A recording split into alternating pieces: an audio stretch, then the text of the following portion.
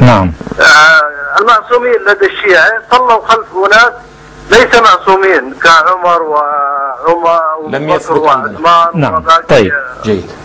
طيب إذا نعم وضح سؤالكم. إذا تسمح لي دكتور خلي أجاوب بسرعة لا يتأخر الوقت لا يسع. طيب. الجواب أخي العزيز إن شاء الله تعالى سأثبت لك أخي العزيز. نعم. إن شاء الله إذا تصبر معي سأثبت لك أن المهدي بحسب عقيدة الإمامية لا بد أن يكون معصوما.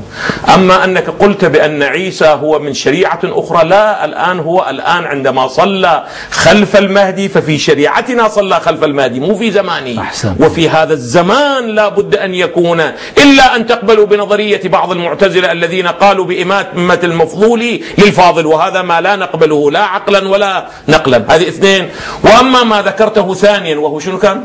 يعني يقول إذا صلى بعض المعصومين خلف الجواب أخي العزيز لا تستطيع أن تثبت لا أنت ولا غيرك واذهب إلى من شئت أن معصوما صلى خلف غير المعصوم بدليل قطعي واضح عندنا، وإذا ثبت ذلك فله اعتبارات أخرى، وإلا لا يمكن لمعصوم أن يقتدي بغير معصوم.